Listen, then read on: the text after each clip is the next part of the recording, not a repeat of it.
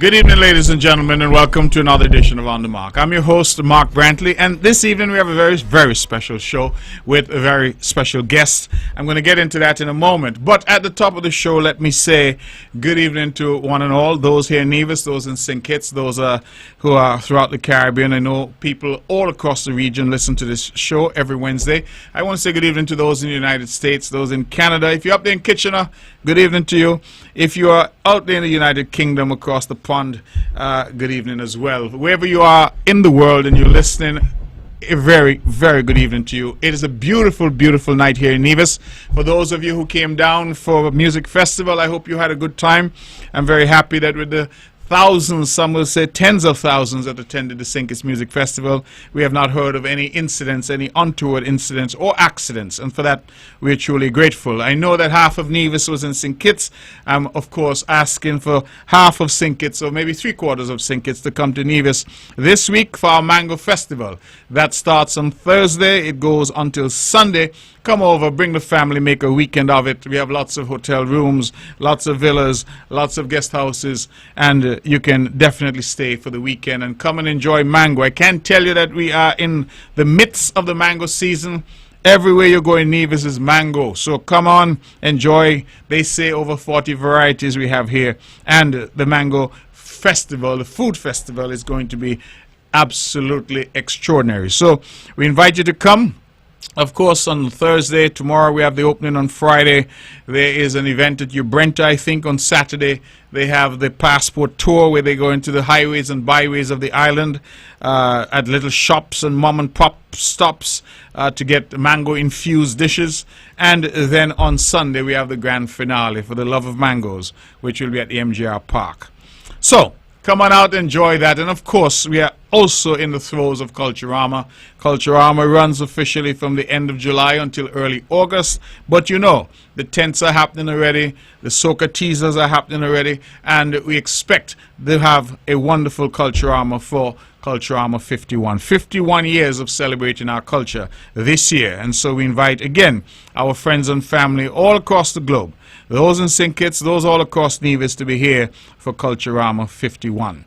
At the top of the show, let me send out congratulations to, I hope I pronounce this right, Michaela Bailey of Government Road. She, I'm told, has had a great achievement on being the valedictorian of the Charleston Primary School, and this is coming from her aunt Diana in Florida and her mom Latoya Bailey and the rest of the family. These shout-outs are important because, of course, people are listening. And Diana, you messaged me, and I want to join. I hope I didn't spoil this young lady's name. Michaela, that I hope that's the name. But Miss Bailey, let me use that. Miss Bailey, who is the valedictorian, Charleston Primary School, congratulations. From your Aunt Diana in Florida and your mom, Latoya, my good friend, Latoya Bailey. So we're very grateful for these young people. We have a number of graduations that are happening. I think the Elizabeth Pemberton Primary School have had their graduation this afternoon. I want to say congratulations to all the youngsters who are coming out, moving on to high school, or moving up to the next grade. This is the graduation season. And for all the parents, the caregivers, all of the principals, the head teachers, all of the teachers and staff, I congratulate all of you. Now, I won't take up time tonight with my usual lengthy soliloquy, waxing about everything and anything, because I have a very special guest who I want to have a conversation with, because health, of course, is our wealth. It says the health of a nation is the wealth of a nation. And we have been trying quite valiantly here on the small island of Nevis to do more and to do better insofar as our health care is concerned. If there is an Achilles heel where politics and politicians are concerned, it comes down to healthcare. Not just here in Nevis, even in the great United States of America, with all of their resources. Tonight, prior to coming here, I was looking at CNN, and they're talking, of course, about the big, beautiful bill as defined or as described by President Trump and his team, or the big, ugly bill as described by the Democrats. But there's a huge bill going on, and what's the debate about, in part, cuts to Medicaid. And the people are concerned that they will lose access to health care. We know that our health is important. Without it, clearly we are not here. We can't survive, we can't work, we can't function. And it is therefore a critical aspect of what we try to do. Countries all around the world are continually trying to improve healthcare. That means investment in equipment, investing in personnel, investing in training. It is an ongoing process. Here on a little island like Nevis, that problem is exacerbated by the fact that we do not have the resources. It's not any cheaper in terms of healthcare. The equipment costs the same, but we do not have the resources that it takes. We are not in a position to build billion-dollar hospitals and complexes and to have every specialty available to us.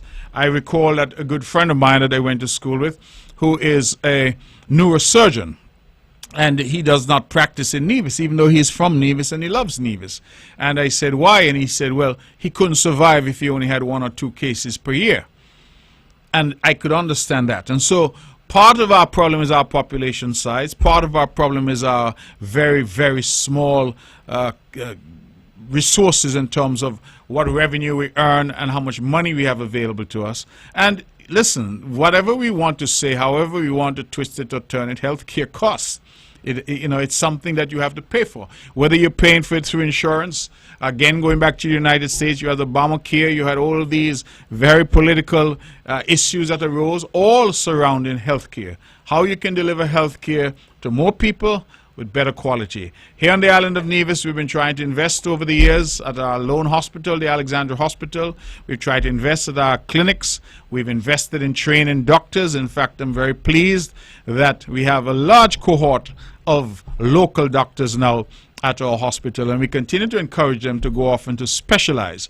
In the interim, we've hired specialist doctors who are on staff. We now have access to surgeons. For the first time in our history, 3 surgeons resident at our hospital. We have access now to people like OBGYN, we have pediatricians, we have internists, people like those who we didn't have before. And so there was a time in Nevis, believe it or not, when we had 1 doctor. That was it for the entire island. Now we have moved beyond that. But the improvements must be continuous. It has to be a continuing effort on our part. We've invested in equipment, a brand new CT scan, 128 slice Philips machine, which is a good quality machine. That machine cost over $1 million, which is a significant expense for an island this size. Thankfully, we had a partner who assisted us with that. New ambulances, equipment to do greater testing insofar as our labs are concerned. So we have been really investing significantly in what we are trying to do. In addition, of course, we have been trying to build an additional wing to the hospital, which we keep saying wing, but it's 2.5 times the size of the current hospital. So it's really a new hospital that we're trying to build. That project has been stalled for some time, but we've made the commitment that that project will get going again this year once we've now sorted out all that we have to sort out. But in the interim, one of the ways that we're trying to deliver quality care to our people is through the assistance and partnership with healthcare providers and professionals overseas. And I want to say that there was a woman called Ursula Phillip. I'm going to mention her because she was a beautiful, beautiful lady. I'm not talking just in looks. She had that too. But I'm talking about spirit. And she introduced Nevis and introduced us to some doctors that she was friendly with and that she persuaded to come to Nevis. Well, Ursula, regrettably, has passed on, but she has left her daughter, who's also Ursula, and Ursula the daughter, Ursula the younger, has continued with that tradition. These are Nevisians who love Nevis, and notwithstanding that they live abroad, they're trying to find creative ways to give back. And so Ursula the younger has now become involved. She was always involved, but involved more in trying to leverage relationships that she has in the United States to see how they could bring their expertise to bear to assist us here on the island of Nevis. And one such individual is with me tonight in the studio, and that is Dr. George. Dr. George, it has taken me almost 10 minutes just to introduce you. And all I will say to the public is that Dr. George is here. He's in the building. He'll be spending some time with me. I'm not sure if he's going to stay for the 2 hours, but if he stays, he's welcome, because we want to have a conversation about healthcare, about the state of healthcare, about how you and I can do more for our own healthcare to ensure that we remain in the pink of health. We are humans. The body is going to break down at some point, so we understand that sickness will come. What we need to do is to try to see how we can delay it for as long as possible, and when it does come, hopefully that our immune systems are good enough that our body can fight it. If there is need for intervention, then we need to have the expertise and the access to those who can guide us and who can assist us. So, Dr. George, welcome back to Nevis. Welcome to On the Mark. I would have you know that this show has a wide listening audience across Nevis, St. Kitts, the Caribbean, and indeed in the United States and Canada and the United Kingdom. Those are our primary markets, but we are listened to anywhere, frankly, that has internet, has access to the show. And this show has been on air now for almost 20 years. So I know you're looking at me and wondering how it's possible. I started when I was 2 years old. So it's been a long time that we've been here. So Dr. George, welcome. I want to start, perhaps you can pull the microphone a little closer to yourself. Yeah. We want to hear every word that you say. Okay. So perhaps you can start by telling us a little bit about yourself, Sure. you know, your specialty and what you're doing in Nevis. Yeah, so I was born in Africa. I was born in Cape Coast, Ghana. My mom was a primary care doctor, and we're from South India, from Kerala, so we're a South Indian Christian. So we were brought up in Africa, and then we came to the U.S. in Atlanta, Georgia. So she is the one who set the pace for me as a doctor by doing the work in Africa, a lot of the work in the villages and stuff like that, and then the work that she did in Atlanta, Georgia. So as I graduated, I ended up going into pulmonary diseases, and I specialize now in pulmonary and sleep. So, and a big thanks to Ursula, who has actually been our mixologist, and I always give her a big gratitude that she's the one responsible for connecting the people, bringing the folks together, because her passion is healthcare, and her passion is what can we do to have people live a long life, a healthy life, and a life that doesn't suffer. And my mom, she's an Indian woman, a big church believer. She enjoyed taking care of patients, took care of patients in the church, and when she passed away, till her last days, she was in the church and in the office seeing patients. And that kind of compassion is what she's passed on to us, to me, and I see that in Ursula, and that's what Ursula's passion has been for connecting with a lot of the doctors. Okay, well, you said, if I am hearing you correctly, that you're a pulmonologist? Yes. So can you tell us, what is a pulmonologist? So a pulmonologist is a person who looks at all the diseases of the lungs. And we specialize in things like COPD, which asthma, and also sleep apnea. So it's basically anything that causes a person to have issues with breathing, or ventilatory systems, and sleep issues. Okay, so you're here in Nevis, and clearly you've explained that you're here through the graces and good work of Ursula. But what is the mission? What is it you're trying to accomplish here on the island? Sure, it's a good question. So when Ursula interacted with us, she wanted to look at an access to pulmonary issues in Nevis, because she felt that there were folks that were having different types of pulmonary issues, asthma, and issues from the Sahara Desert, the sand and stuff like that. And she wanted us to look into it, and she said, we just don't have access here. We don't have those type of issues, and we don't have doctors here because the cost of pulmonologist or any specialist to be here is too much. And so we had a pretty busy practice, and so we talked to her, and she was one of our patients. So we talked to her, it was like, hey, why don't we come down there and look at different options and strategize? And start to look at different venues that we can do and keep it a low-cost approach, so using it as a mission kind of approach to it, screening patients. It started the screening level to see first the data, how many patients have problems with breathing, how can we categorize those patients, and then how can we do some sort of treatment. And the big issue with us was that you don't want to be a one and done where you come there, do something, make a big splash, and then leave, and then you left a footprint and the footprint starts to disappear. You really want to leave that footprint and come back again and put the next footprint and the next footprint, so the sustainability. So we came in January. We worked at Alexandra Hospital, had a wonderful relationship. A big shout out to Dr. Hobson, and just sat in the ER clinic there in the X-ray room. Saw a lot of patients. It was kind of a, anyone who had a breathing problem come in and see. Had a pretty good response, and so we made some relationships, did some screening measures, and now we're coming back again to follow through with that. Okay, so if you had to hazard a number, how many people would you say you have been able to see? This is your second trip, so you were here in January, you said. Yeah, I think we saw close to 40 to 50 patients that were new to us. Okay. And it was, what was interesting to us was that it was all word of mouth, because we came in, Ursula talked to a few people, we talked to the hospital, and people were just coming in, and they just started walking to the clinic. They said, I have this problem. They were bringing their children. They were telling us stuff. So the word of mouth really moved very quickly, and that told us very quickly that there's definitely some issues here with breathing. So in terms of the issues with breathing, you've mentioned a few: asthma, sleep apnea, etc. Have you seen any particular problems here that you think are probably, among the people that you've seen, are there any other problems that you think are more acute? Yeah, so one of the big problems we saw is probably that's undiagnosed is sleep apnea. And sleep apnea, to put it very simply, is just the effects of gravity when you're laying down that's closing your airway.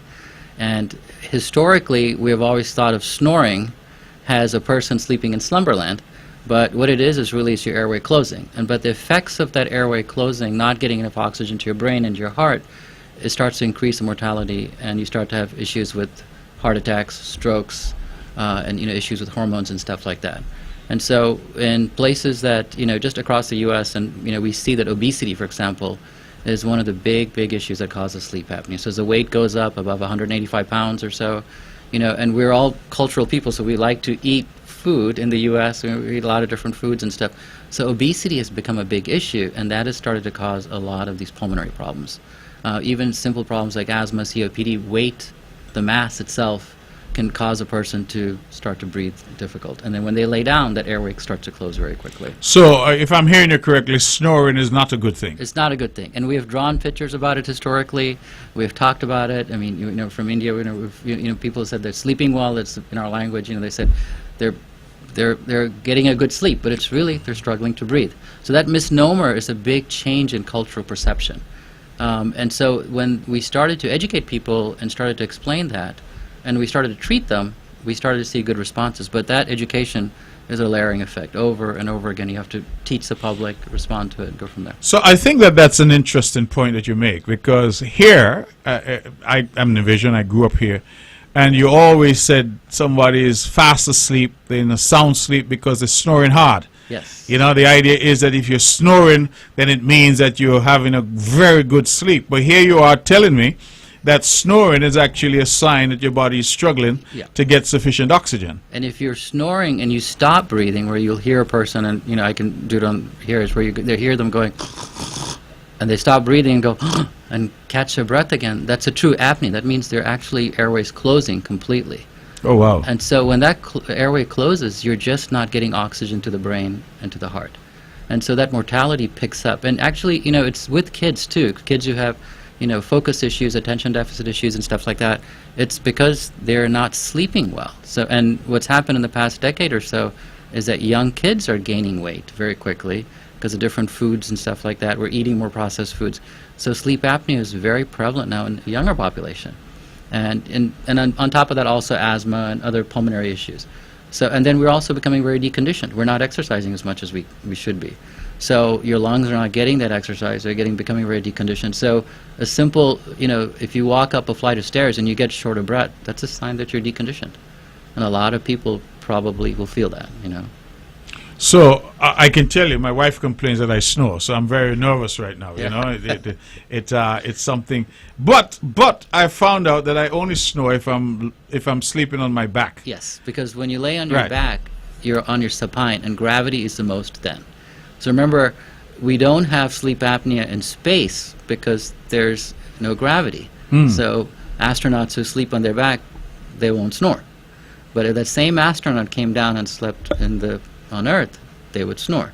So when you lay on your back, it's the worst, and so gravity starts to make you snore, and you turn. So people will say, I sleep on my side, or I sleep on my stomach, But really, when you do a sleep study, which is the way you diagnose sleep apnea, and there are two types, a home study and an in-lab, you can tell how bad their heart is doing, how bad the oxygen is, and how bad the sleep apnea is. And that technology has changed in the past decade or so. Versus before, when you did a sleep study, you'd have to go into a room, you'd have to have all these wires, you'd have to have the glue touch your hair, you'd have to have all your nail and lacquer, I don't know too much about nails, but all the stuff that comes off your nails has to come off. And so it was a very uncomfortable thing, so people hated doing these type of screenings. Well, now you can do a sleep study with a simple device that's disposable, and you go to sleep, you just connect it to your phone, and it can tell you very quickly whether you have sleep apnea or not. So the first time we came down here, we brought those devices. We got some sponsorship when we brought them down here. This time we brought a different device that's even smaller. It's like the tip of your fingertip. It's called a night owl. And it's disposable, so you don't have to bring it back. So we left those devices here, and Dr. Hobson and other physicians dispensed them out to patients who had very severe symptoms. And then we were able to read it too, because it was on a simple cell signal. So that we could read it and use telehealth services and deliver the reports back to them and then treat them and go from there. Oh, wow. So this is really using technology now to, Yes. to take us forward. Could that, Dr. George, be one of the answers? Because as somebody who's charged as a member of government with shaping policy for the island, as I say, healthcare is a significant issue everywhere in the world. It's a significant issue for us. The lack of resources really prevents us from having access to all of the specialities that we would like. But could technology be probably part of the answer? Taking yourself as a pulmonologist, we may not have a resident pulmonologist here, but if, as you say, we can use technology and have access to you or someone like you, even though you are living in the United States, that might be the answer. For sure. So like I'll give my mom the credit for this. So when she passed away, she left us with a primary care office. And one of the issues in the U.S. is still the issue of access to specialists. It takes a long time to get to a specialist. So in her practice, we brought the specialist to the primary care level. So if a patient was sick, they could see us by telehealth, or they could see us immediately, would overbook into the system. And by use of this technology where we would dispense these type of home studies out, they could get their tests done quickly. And so what the tests have done for us is that it allows rapid screening for diseases, and then for us for sleep apnea. And so when you do rapid screening, you get more data and hopefully positive and negative screening, and people have answers, and they can screen and catch it earlier, and so they can then make a decision, you know, whether they want to treat it or go forward, but you know the answer. I think that's a big part. And I think that's where I think we've made big changes in the past decade or so. So let me go back to sleep apnea, because, as I said, I've been accused of snoring, so it's important. And I think that the myth that we have here as part of our culture, that snoring is, as you say, suggestive that we're having a good sleep. Great sleep, yeah. You know, when you're now telling our public that that is in fact not a good sign if we're snoring. But going back to that, I mentioned sleeping on your back, that the snoring, you agree that that is probably one of the positions as you sleep that causes you to snore. Is it that you would suggest then that people do not sleep on their backs? Well, we all have to sleep in some way horizontally, right? Right. And so people who have mild sleep apnea, they're going to have worse sleep apnea when they do sleep on their back.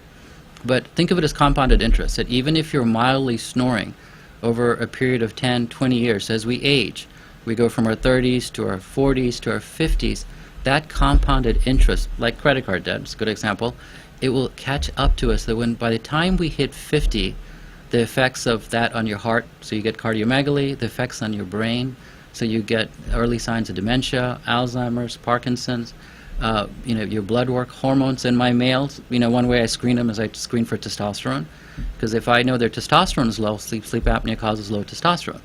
So, you know, that's kind of a below the belt hit, but I can, you know, I can say, hey, are you having issues with libido and stuff like that? So, you know, explaining that to the public and showing them that, hey, this chronic poor sleep is affecting your longevity, has an effect on your mortality. The other way to ask people and screen them is, when I talk to them, is I say, you should always wake up, no matter how old you are, bright-eyed and bushy-tailed. You should always wake up fresh.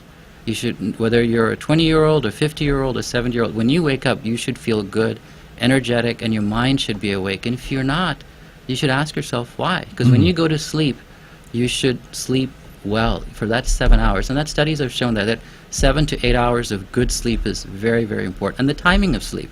So people who do shift work, there's an increase in mortality. So we call that the good sleep method. So that you go to sleep before 12 and you get up by 7 or 8. And I'll add in, doctors are the worst patients, males and probably doctors. So I use a CPAP.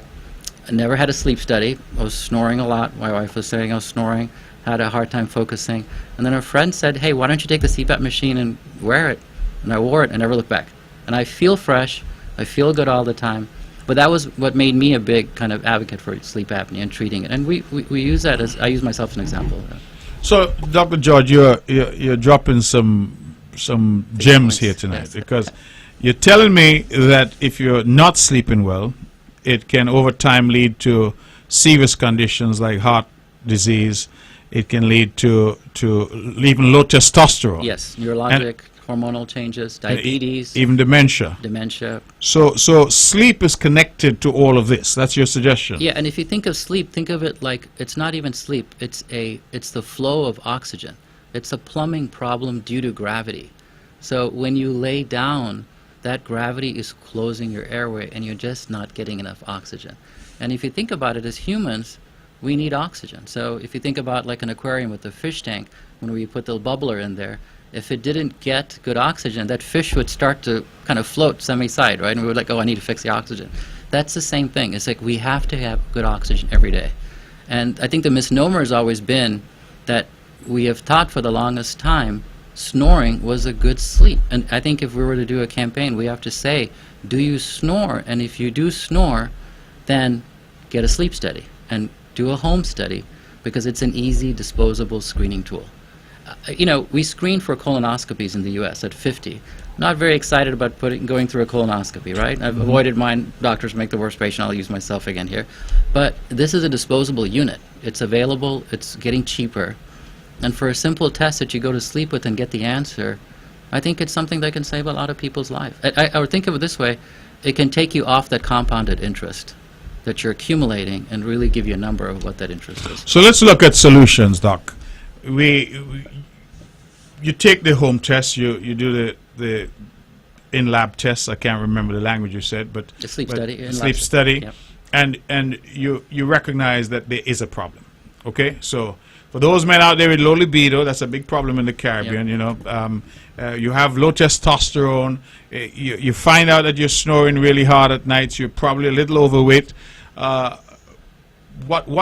What then are some of the possible solutions? Are there simple things that can be done that might help, or are we talking about major interventions like surgery and all that that's necessary? So in your practice, how do you address it if someone presents and you say, listen, you do have a problem, maybe it's mild sleep apnea or maybe it's more than mild, but what are some of the corrective measures that people can take? People out there listening right now and saying, you know what, I snore all the time. I didn't realize it was a problem.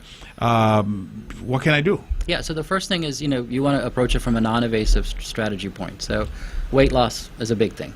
So you want to decrease the weight. And I'll give you a target weight. You want to get below 185. So men are going to be more loud snorers than women. So women are actually harder to screen because they tend to, you know, they purr. They don't snore as loud, right? But men are very heavy snorers because of their male musculature. So you can treat it by doing weight loss, and the main treatment is using a CPAP machine. The problem with the CPAP machine is it's a mask you wear. You know, a decade ago or so, it looked like Darth Vader, scuba diving gear that, you know, you put on your face.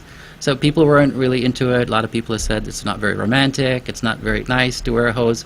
So the masks have got very, very small. They're like wearing glasses underneath your nose. So I use a CPAP. It's non-invasive. And then we have oral appliances, which is a mouth guard that you can put that shifts the bottom part of your jaw forward. And again, it's that airway that's it's a piping issue, trying to open up that airway, right? So a CPAP pushes air, an oral appliance shifts your jaw, weight loss drops the amount of weight on your lower part of your jaw. And then the more evasive ways is seeing an ear, nose, and throat doctor. So you can open up the airway. The problem sometimes with seeing an ear, nose, throat doctor and getting the airways open is that the tissue can heal back again. So you need a retest to just make sure that that's gone. And then there's a new device which we're using in the U.S. called Inspire, which is using something like a pacemaker, but the wires are flipped up, and ENT puts it on there, and it's like a garage opener device. You put it on your chest at nighttime, turn it on, and it opens up your airway. So there are more evasive ways, but the easiest one is to just lose a weight, retest, use a CPAP, and then, get that good sleep. And then, the ability of using a sleep study is you can repeat it again, a home study. So you can recheck it and see how well you're doing and make sure it's gone. So I find it interesting because one of the principles that we have sought to use here in delivering healthcare to our people is really to accept that we cannot afford a lot of the cost associated with curing people when they get sick. So part of what we've tried to do here is more in terms of education, more encouragement in terms of people knowing their status, whether that be blood glucose or blood pressure, whatever it may be. We have at many sort of large events here, you'll always find our people there doing screenings, because we think that that's important to just get our people accustomed to the idea of checking. We have an annual prostate screening exercise that happens here, which attracts well over 500 males each year. And we've seen a corresponding impact in terms of prostate cancer, and even where prostate cancer does occur in terms of mortality from prostate cancer. So we have emphasized sort of prevention. There's an old saying here, I'm not sure you have that in India, but they say here an ounce of prevention is worth a pound of cure. Yes. Right? So I usually say that a dollar spent on prevention is worth $1 million of cure, because I think it's a cheaper route to go is to try to prevent. But when we look at the problems that we have and some of the gateway issues that we have that lead to death here, or lead to people just not having morbidity and not having active lifestyles, we keep coming up with the non-communicable diseases. And there's a lot of emphasis here on trying to fight diabetes, trying to fight hypertension, trying to fight certain cancers. At our hospital we've invested in new mammography equipment, etc. The whole idea is that we have a lot of emphasis on those. And what we have been preaching is that lifestyle impacts a lot of those. You mentioned food. You're from India. From Africa, I'm sorry, but from an Indian background in terms of that. So you would understand that we eat a lot of things that are probably not high starch, high starch, high cholesterol, high everything. I was saying to Ursula tonight that I had some fried chicken tonight, and she chastised me. But we eat a lot. Here we have one of my favorite things is something we call cook-up, which is rice with some kind of salt pork of some kind and chicken, all sort of mixed in one pot. It's something that we do. We eat fried fish, fried chicken, and we understand that it's not the best thing to do in terms of the quality of food, but also in terms of the sedentary lifestyle that is set in.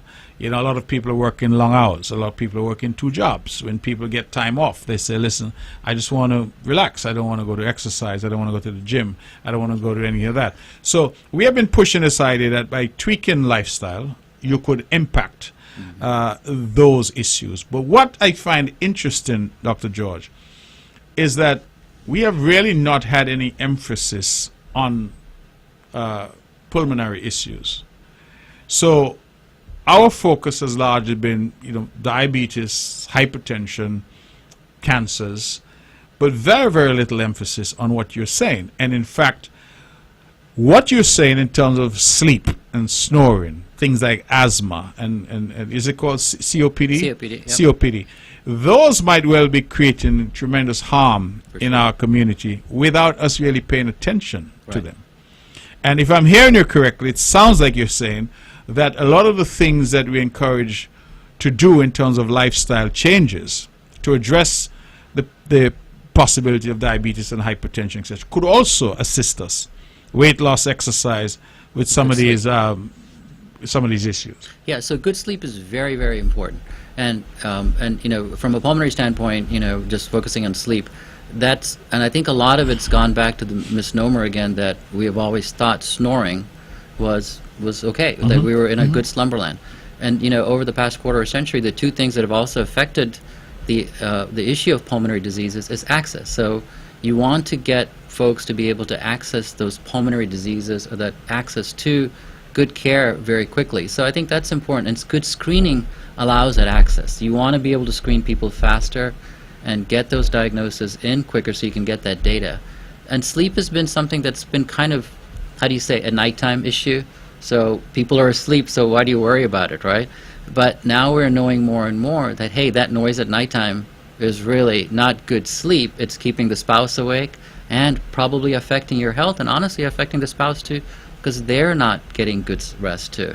So that has been a big eye-opener, And then the other thing is good sleep hygiene, really sleeping on time. I mean, we follow circadian rhythms, so if you sleep past 12 o'clock every day, it is very unhealthy.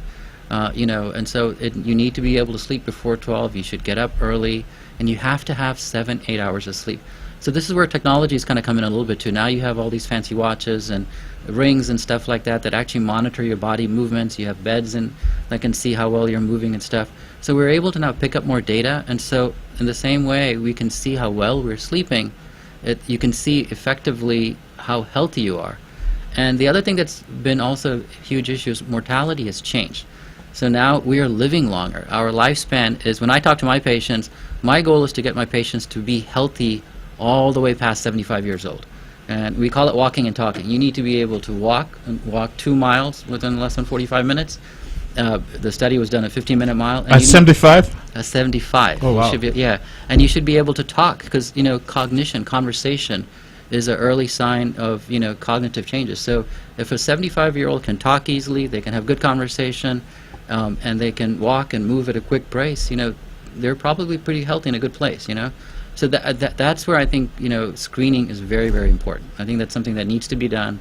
And I think, honestly, in the past quarter century, it's been access. Access has been a hard thing. So even in well-to-do countries, to get to see a pulmonologist, you have to go through 2 or 3 different tiers. And that shouldn't be the case. You should be able to just check mark it and get access. So that's what we've been doing here. Is we've been coming to the hospital, we've been screening, thanks to Ursula and a lot of her connections and stuff, and kind of taking that time to look at strategies and push through. The other thing that's changed in strategies since COVID is the telehealth. So telehealth has allowed us to communicate with people across the world because of technology, and the phones, kids are using FaceTime or WhatsApp, or abilities to talk to each other. So a lot of diseases can be screened across the phone. There are apps out there that if a person is coughing, you can tell if they have postnasal drip, reflux, or pneumonia, just from the phonetics on the phone. So these type of technologies are allowing us to telehealth and screen people remotely. And we've shown, like for sleep apnea, that we can see their compliance, we can see how well they're doing, and not be here at all. We can be back in the U.S. and we can check in with them and stuff. So I think the use of technology and some of those things is helping screen faster, and then ultimately education. You have to educate the public. And healthcare is not exciting. It's a lot of people, you have to make it exciting. If you say, I'm going to the hospital or I'm going to the med spa sounds a little bit more exciting, right? Mm-hmm. But it has to be still a core part of our what we do every day. So that's creating a good behavior that eventually becomes a good habit.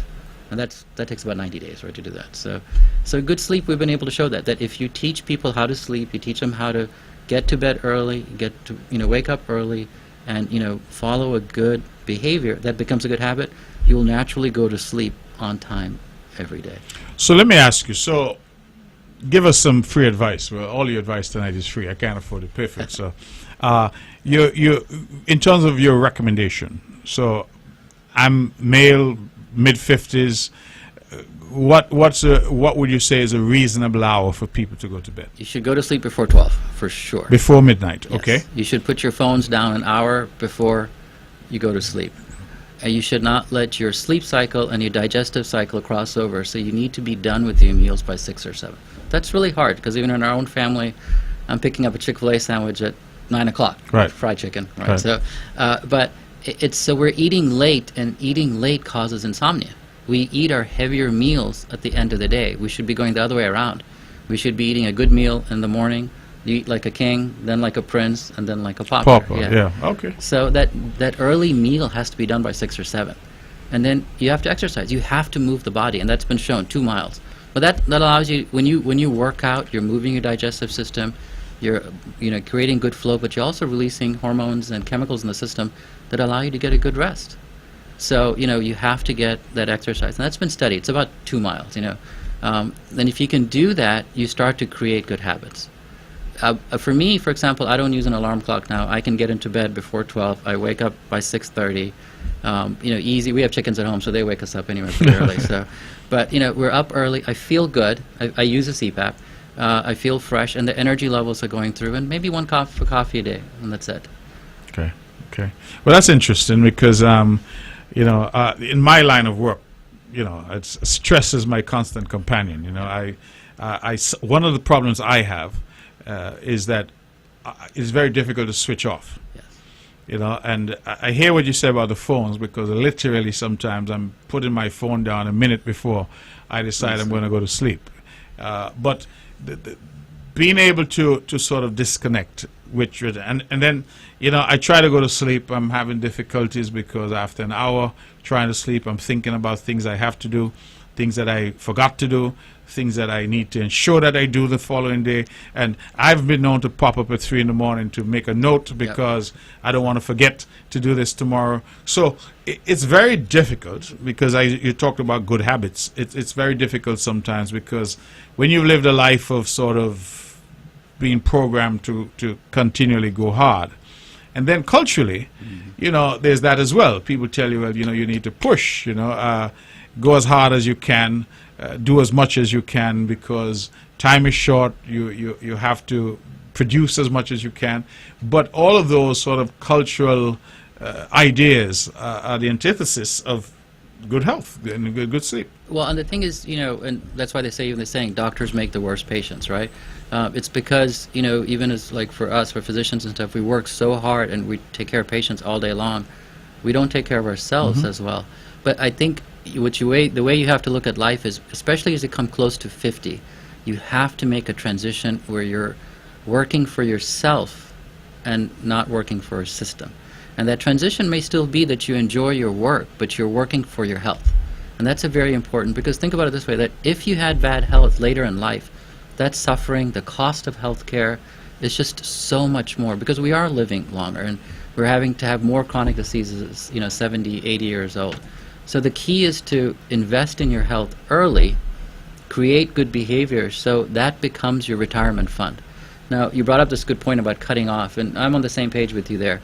I can tell you my time to cut off is probably around 6:30. Like, you have to pick a time where at 6:30 you're done with work. You shut off the work and you do something else. You have to have a hobby. Gardening, chickens, or doing something, fried chicken, you're cooking. Find something else that you do that you enjoy that's still mechanical, because we're very workaholics, but that's not connected to your work. And the problem with the phones and stuff like that, or computers and stuff like that, is that because it's not mechanical, we're tied to it so hard that starts to kind of burn your brain out a bit too. And so you have to cut that out.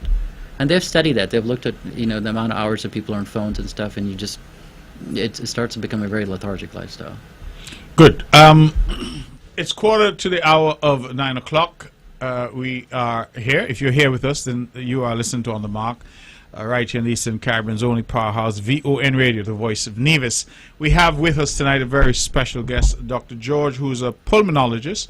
And for those of you who are wondering what a pulmonologist is, like I was wondering, it is someone who deals with the lungs and with all aspects of breathing. I hope I have that right. Whether it's asthma, COPD, sleep apnea, those types of issues, a pulmonologist will be the best person for you to see. We do not have a pulmonologist in Nevis on staff with us or resident here. And so through the assistance, invaluable assistance of Ursula, Philip, she has brought Dr. George to us. And Dr. George, what you will realize is we say in Nevis, you're only a stranger once. So I'm pretty sure people are recognizing you now and reaching out to you, and you realize that we are a very hospitable people, and people will welcome you. That's just the way we are. So Dr. George is here tonight, and we hope at some point to open the phones and take some calls. One of the big lessons tonight, if you're snoring, that's not healthy. That's not good. And so that thing that we used to say that if you're snoring, it means you're in a deep, good sleep, that's not the case. We're hearing tonight that sleeping for 7-8 hours, having a good rest is critical to your health. It can impact all aspects of your health. It can impact, I think the men are going to be very interested to know that it can impact their libido. So all you men out there who are not doing what you're supposed to be doing, sleep might be the answer. Right? Not Guinness, not Viagra, not Cialis, but sleep. And listen, sleep is a lot cheaper than Viagra. So that's a good lesson, because you're also helping us to save money. That if you just sleep better, you can solve a lot of problems. I'm hearing that your ability to sleep well is connected with dementia and preventing the onset of that. So I, and speaking for myself, never recognized the incredible value of a good night's sleep. In fact, one of my brothers, if he's listening, he usually listens to the show, he always used to tell me when he dies he has a long time to sleep. So he doesn't sleep much at all. He gets by on like 4 hours a day. And I always used to think that that was something that I should aspire to, to work in as much as possible and get in as little sleep as possible. But here you are telling us that for better health, to delay the onset of various illnesses, that getting a good night's rest is actually quite important. Yeah, even naps. You take daytime naps less than 40 minutes, 20 to 40 minutes. It allows the brain, I use the word percolate, and percolate means like, it's the water going through like the rocks. It allows the brain to percolate well. Like a good nap will allow you to do that. But really, that's what you're doing when you're asleep, is you're allowing your brain to actually rest. And what people think of sleep, and the way I would say it is like, it's a time for regeneration. It's been shown that the body is taking time away to do other things it needs to do. So it's taking time to heal, it's taking time to recover. And they've shown that it's like you're pruning a tree. The memories that you've had through that day, your brain is kind of reinforcing it, protecting it, and it starts to store it away in good memory storage. So that sleep is important for that process. So you've noticed that sometimes if you get good sleep, your memory is sometimes sharper, but if you don't get good sleep, we become absent-minded, foggy. And so when we're foggy, then we're trying to do memory connections, and we have to do multiple connections. Say, I was at that corner of the street, oh, that was where Chick-fil-A was. Versus if you've had good sleep, your memory recalls very fast. And that's that percolation, that pruning that occurs. So your body needs that time. So the same thing connects with, eating late. If you have indigestion, my mom was a great cook. She had a lot of spicy foods. If I had a 9 o'clock pickle curry, I would have insomnia because I couldn't sleep. It was good food. We eat late. Indians eat very late. But the problem was that insomnia is taking up my time, when the body needs to be doing other things. Let me ask you, in terms of, as you say, eating. So you're suggesting to us that we should get into bed before midnight, and we should usually be done with eating by about 6:30. You said, yes, p.m. And that's the best suggested. What about alcohol? Alcohol is the same thing. Alcohol in the past few years have shown that alcohol is a big business industry, right? So it has recently been shown that alcohol is not good for your health. And that stand has caused a lot of political shakeup. So before cardiac health, they'd say an ounce of alcohol is good for you. But from a sleep standpoint, if you do drink alcohol at nighttime, you're going to get a poor sleep. And because alcohol itself does not promote good sleep. And even sleep aids. So I'll bring that up here. So people take melatonin. Melatonin is not good for you. Benadryl, it's a generic medication. It's diphenhydramine. It's put into Tylenol PM and different ZQL and stuff like that. Benadryl has been shown for long term can cause dementia. So you want to be able to take medicines for a need if you need something, but not for long term. You really want to be able to go to sleep without any medications. Now, there are some natural substances, chamomile tea, we call it sleepy time and stuff like that. It works well. But really, I think you brought up a good point, is reduction of stress. When you go, and I think that's an important way to think about it. When you wake up in the morning, you're waking up with a fresh mind. I call it Project Sunshine. You're positive energy, you're moving forward. And when you go to sleep and the sun sets, you're cleaning your day out and closing it. And you're reducing that stress and allowing your body to heal. Because when you go to sleep with stress, you're waking up at 3 because you forgot something. Because that's the only moment that your body gets to catch up. And you don't want stress to be hitting that point. So I again, going back to myself, I'm patient 0 for the moment here. So going back to myself, I often wake up tired. So I get up in the morning and I feel like a train ran over me. I'm tired. I try to exercise each morning, but just getting out of bed before the exercise. What I find is after I've exercised, I feel quite good. I feel refreshed. But just waking up in the morning, I feel tired. I feel, like, as I say, I wake up tired. So would that, you think, be connected with not getting a good night's sleep? For sure. And I would probably recommend a home study or something like that to do a study just to see where you're at. Because if you find out you're positive on that study, then we can go through different treatments. And in the U.S. now, with the whole weight loss, boom and stuff there are medications, Zepbound, one of the medicines now, that's been indicated for sleep apnea. So there are actual medicines that actually can help you accelerate your weight loss, although I recommend still pushing the weight loss the natural way. But if you need to lose weight to help with your sleep, and if you have a positive diagnosis, that's one of the indications to do that. Let me go now and ask a question, because, this whole idea of artificial intelligence has become a big thing globally. AI, can AI do anything? I've sought to explain some of the challenges we have in healthcare here, in terms of small islands, small budgets, small population, limited access to human resources and financial resources. How are you seeing AI being used in your practice in the United States, and are there any tools there that you think we could use here to assist us in moving healthcare forward? Yeah, I think AI is really good. It's an amazing tool to assist us to reduce some of the manpower that we need. It can help, so when in the hospital setting or in the office, we use AI to scribe our notes, to go through the patients. You can use AI to do research for you and could go through all your sleep studies to find out which is mild, moderate, or severe.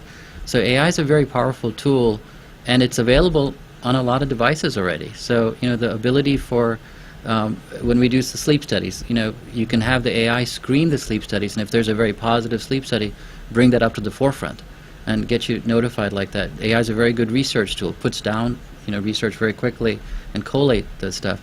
And in fact, in radiology and some of that, the pre-screening of some of this, the radiographs and the CTs and stuff is done by AI and then finally managed out. So there are workflows already coming in healthcare that is making it cheaper and faster to go through that, and it is turning over Google search basically. And even for patients now, if you need to ask questions, there are ways to ask AI and get an answer and say, hey, I'm not getting enough sleep, or I'm snoring a lot, I'm feeling very tired. A lot of patients are already using AI to get 70-80% of their answers, and then going to the doctor, saying Dr. Google, and giving the response. So I think it's a powerful tool. I think it'll help with workflows, and I think in areas that have access issues, I think it'll be a big change. Okay. Ladies and gentlemen, we have with us Dr. George, who is a pulmonologist. He is a visiting physician who's here to assist us, and he is on his second trip seeing patients here and dealing with issues of the lungs. So asthma, COPD, sleep apnea, etc. He is someone who has come and is sharing his talents with us, and we are very grateful to him. And he thought that he would come here on the show tonight to share some knowledge and share some information and frankly answer questions that you may have. Now, Dr. George, I should warn you that this show is a political show. And so when the lines open, there's some out there who would like to call in and get political. Callers, I'm asking you please to respect the fact that Dr. George is not a politician.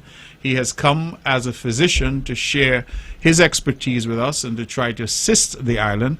He is part and parcel of our overall effort to deliver better health care to the people of Nevis, and we are thankful and grateful to him and to Ursula for putting this all together for us and for bringing expertise to us that we don't have. So if you're out there, you have a question to ask about any of the areas that he has expressed in terms of areas covered by his expertise, please feel free to call in and to ask.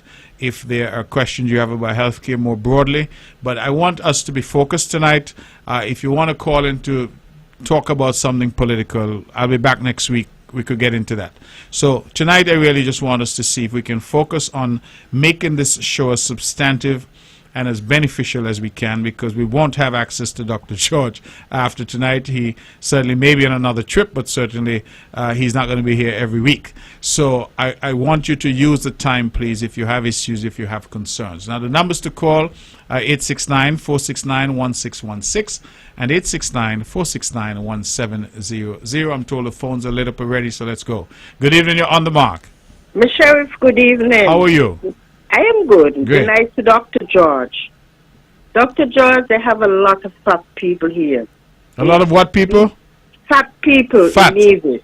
Yeah. Yeah. They're BCP. Okay. And I'm telling you, I stop eat at night 6 o'clock. I don't eat 6 o'clock after 6. I finish eat 6 o'clock. And at night when I go to sleep, I get up in the morning, I give myself about 2 minutes, drink a cup of water, and start to move to do my exercise. Is that good? Yeah, that's very good. I think that's a good way to approach your diet and your digestion. So when you go to sleep, that food is digested well, so it doesn't come back up, at nighttime, because that's always a risk with patients, that if they have undigested food, they can aspirate, right? So that's actually a good approach to your digestion. Thank you. Proverbs 2, verse 1 and 2. My son, if thou wilt receive my words and hide my commandments with thee, so that thou incline thy ears unto wisdom and apply thy heart unto understanding. Have a good evening. Good night, Dr. George. Thank you. Thank you. Well, thank you very much for that. And just so you know, Dr. George, we have some regular callers to the show. This caller is almost always the first caller, and she always calls in to share scripture of her choosing. Okay. So your mom would love this, Yes, because yes. that's what she does. So Good we want to medicine. thank her. We're taking your calls, ladies and gentlemen, at 869-469-1616. 869-469-1700. Dr. George is here. He's a pulmonologist visiting, and he has has given us some of his time this evening to share with us his expertise, to answer questions that you may have. And we are learning some interesting things tonight. For those of you who are just joining us, we've learned that if you're snoring, it doesn't mean that you're having a good sleep. It means that you have a problem. And if you're not getting a good night's sleep, if you're not getting enough sleep, that can lead to a lot of other significant problems. And so we would want to explore those, explode some of those myths and cultural mores that we have that are just not good for us, and really start that process of education and re-education. And so if you want to call in and weigh in on this, what we're doing, what we're trying to do in terms of healthcare, I would welcome your calls at 869-469-1616 or 869-469-1700. Now, Dr. George, while we wait for the phones to ring, I'm a little curious. We have, as I said, quite a few what I would call general GPs, general practitioners, people who have their medical degree and have come back to serve. Let's go to the phones. Good evening, you're on the mark. Good evening, Mr. Brantley. Good evening to you. Could you raise your voice, please? Yeah, good evening, Dr. George. Good evening. I listen carefully. Dr. George, I sleep on my stomach, so I sleep on my back, so we're not going to get into it.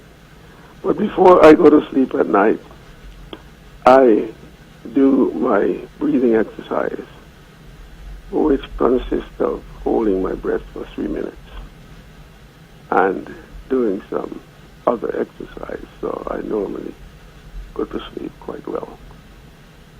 So I don't really have much of a problem. My problem, if it is any, is that I've been a musician most of my life, and I sleep funny. I admit that. I deal with it. But when I wake up in the morning, Mr. Brantley, I feel refreshed. I'm sorry about you feeling the raging. I just want to go off for 1 second. Mr. Brantley, I don't know if you know that I'm 70 years old right now. Wow. What I found is when you go to the hospital, the chairs are a bit low for people 65 and over. So could you check all that stuff, please? So you're saying that the chairs are a bit low? Is that? If you are 65, 70, up to 70 or 80, you will find that the chairs are too low for senior citizens, which I am one right now. Okay. All right. Well, thanks for sharing that. I confess I've not had that said to me before, so Okay. I'm grateful that you've shared that, and I'm happy that you're sleeping well. Yeah, thanks. Good. All right. Well, one piece of Sure. advice, Mr. Brantley. If you send someone to measure the chair, make sure you send a senior citizen with them. Okay. All right. Thank you very much. Okay. Thank you very much. We're taking your calls. 869-469-1616 and 869-469-1700. Dr. George, a question I wanted to ask is for young doctors out there who might be listening, who might be interested in pulmonology, what type of period of additional study are we talking about? I mean, So for us, I was certified in, it took us 3 years. So after you did your internal medicine, it was 3 more years for critical care and pulmonary. okay. Okay. And if you do sleep, it's an extra year. But the access for sleep, you brought up an issue about like primary care doctors and general internal medicines. They all can do sleep studies. They can all use home studies. We advocate for primary care doctors to do it, especially the home studies, to do the screening with that, because that's a very simple study now. The units are disposable, so you don't even have to bring it back. You can just dispense it at the office, and the reads on the unit are done by telehealth or remotely, so you can get the results back. So it's a very nice. It's like you doing a mammogram or doing some other testing. I think we just have to advocate more for it and educate the general practitioners. And that's what we're doing here at Nevis. Is like we're leaving those home studies here, Right. and getting sponsorship to let the primary care doctors give it out and get them used to that behavior and that habit, and then get them to study so they can manage those patients, and then we can work with them together and go forward. Okay. Let's go back to the phones. Good evening. You're on the mark. Yes, good evening. Good evening. Hello. Yes, we're hearing you loud and clear. All right. Well, I'm a diabetic, and I travel with pressure. But if you want to live longer, you have to take very good care of yourself. I'm 63 years old. I born 1961, and I'm 63, and I look like me young, like a 16. You look like you're You have to 16? That's right. Who tell you so? Me. So if you want to live longer, Yes. if you want to live longer, you have to take very good. You got to take good care of yourself. Because if you don't take care of yourself, who can do it for you? Yes. Yes. All right. Well, see here what me just do now. Uh-huh. Every morning I get up, is a cup of source bush tea. Mm-hmm. I drink me soursop juice with no sugar. That's right. I told myself and others, look at me, and said you look well for 63. Mm-hmm. So I know that people used to drink soursop tea to sleep at night. So you drink it in the morning? Yes. Wait, hold a second there. Dr. George, soursop is a fruit here. Okay. And we use the leaves to make tea. Okay. So when I was young, for example, to get people to sleep, they would do soursop tea. So if people use soursop tea to sleep, you use it to wake up? Hello? Yes. you So- don't hear me? So, yes, loud and clear. I am a Nevision, but we are but a living station. I'm a born and reared Nevision. In the basics. I come up in the basics. Where in Nevis you from?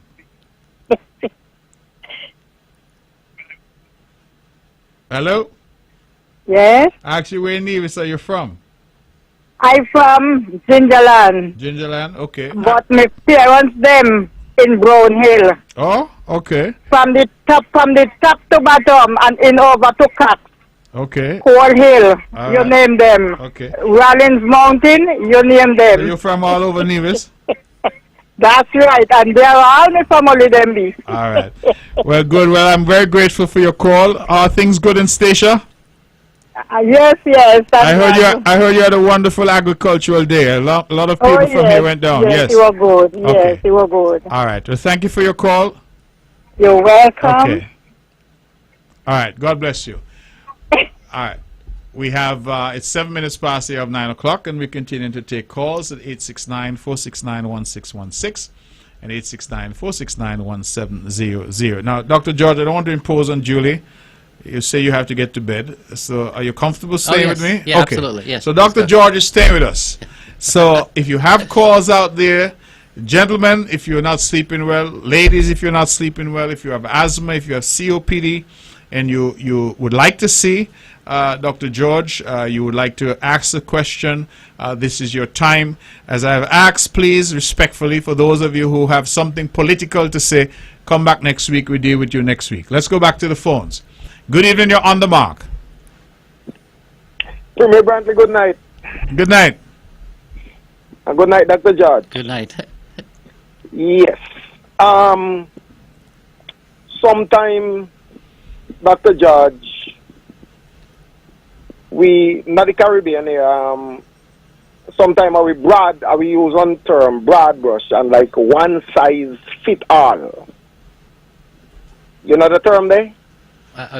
One size fits all. Yes, we Yes. know the term. Yeah. So, pertaining to sleep, you got some people that will sleep on one high pillow. They sleep on a high pillow? Yeah.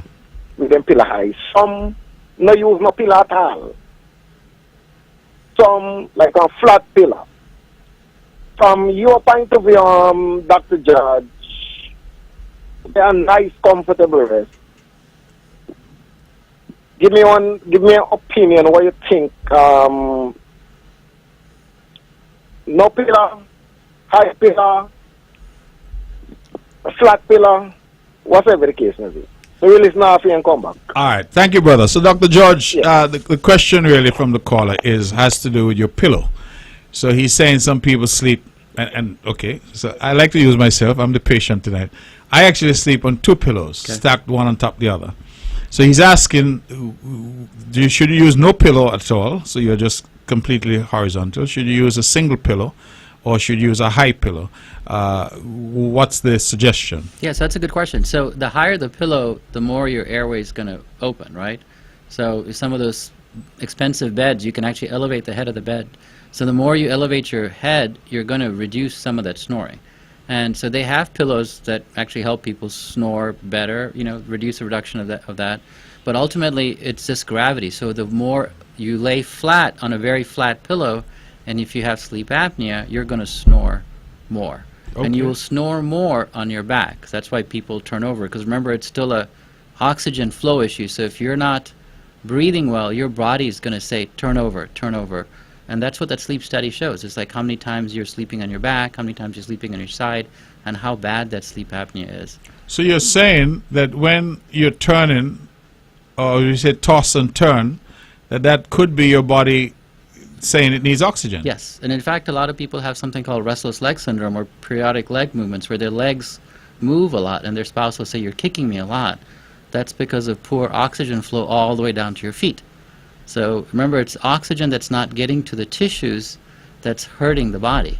So your heart pumps harder, so eventually you'll end up getting on blood pressure medications. And usually if a person has had 2 or 3 blood pressure medications, you probably want to get a sleep study. And now the cardiologists, that's what they're doing. They're telling their patients to get a sleep study if they're coming in and they're starting to get onto 2 or 3 blood pressure medications. Uncontrolled diabetic, the same thing. Endocrinologist is saying, hey, get a sleep study done because your metabolism is affected, and so diabetes is harder to control. So it's still a gravity issue, and going back to the pillow, the more you lift your head up, and eventually if you lift your head up too high, you're going to hurt your neck, and then you're going to have neck pain and shoulder pains and stuff like that. So you want to stay on a good, I use like a foam pillow, so it kind of takes the shape of your head a little bit. It doesn't go too flat, but keeps it just a little bit elevated, but not enough where it starts to hurt your neck. Okay. Good. Let's go back to the phones. We're taking your calls. No? Caller, please call back in. Be patient with us. We're trying to get through your calls and try to answer. We have with us a very special guest tonight, Dr. George, who has come in to share his expertise. He's a pulmonologist. And if you have respiratory problems of some kind, if you want advice, if you want some guidance, then please feel free to call in. Let's go back to the phones. Good evening. You're on the mark. Hello. Good evening. To follow up on a question, the doctor, when you're on your back and you start to snore, your body will tell you, well, you need to change your position. So what position do you change to? Do you change to on the side or on your stomach? That's my question. So you usually roll on your side, That's my question. and then eventually a lot of people who are very overweight, they feel more comfortable sleeping on their stomach. So, Carl, I hope you got that. That the suggestion is that you would normally roll on your side, and then for heavier people, sometimes they end up sleeping on their stomach. So, but if you were listening to the show from the start, what Dr. George was indicating is that when you're on your back, because of the position and the impact of gravity, it is the positioning that leads perhaps to you snoring the most. And so maybe if you sleep on your side or you sleep on your stomach, that might be easier. Yeah, so normally what a spouse will say is I had to give him or her a nudge for them to roll off their back because they were snoring really loud, and that's how they get them to stop snoring. Let's go back to the phones. Good evening, you're on the mark. Good evening. Hello, good evening. Good evening. Hi, to hear you, you have to talk louder and into the phone, please. Calling to ask the doctor about pulmonary fibrosis. Pulmonary what? Fibrosis. Okay. Do you have a specific question? If he deals with pulmonary fibrosis. Or does he deal with pulmonary fibrosis? Okay. Yeah. So we do deal with pulmonary fibrosis. It's an interstitial lung disease, and it's screened by doing a CT scan, and you can diagnose it through that. So usually you'll see it on an X-ray and a CT scan. I was diagnosed with pulmonary fibrosis. So, could you repeat that? You said you were diagnosed with pulmonary fibrosis? Yes. Okay. Have you had treatment for it, or? Yes, I'm on treatment. And are you following with a pulmonologist in? Yes. Oh. But that's in Barbados. Barbados, okay. And so that's fine. I mean, the issue is access, right? So you're having to travel there back and forth. Yeah. You're more than welcome when we're here to come see us, and I can give you our opinion, and we can follow up with you. Okay. Can I have a contact number for you? The contact number will be at Alexandra Hospital. 1 o'clock. At 1 o'clock. You got that, caller? No, from when? Alexandra Hospital from 1 o'clock. Tomorrow? Yes. Okay. Okay? Yes. All right, good. Yes. All right. We're taking calls. 869-469-1616 and 1700. Dr. George, obviously we have folks out there who are suffering from some aspects of what you're dealing with in terms of your expertise. Here's a lady who's calling to say that she has been diagnosed, and so certainly I think I know who it is, and she is looking for some assistance. So tomorrow we'll see, caller, what's possible, but in the interim we're taking some more calls. So let's go back to the phones. Good evening, you're on the mark. Yes, and another question for the doc. Yes. In the snoring department, who snore more, or who more you find snore more often, males or females? How does that work? So if it's based on decibels, how loud of a snorer you are, so it's usually males tend to have more musculature, so they tend to snore louder, but also it's based on your weight. Now, it's your neck circumference and also your shape of your face, right? So remember, it's like blowing a flute or a trumpet. It's the way the curve of that air tube is in your throat.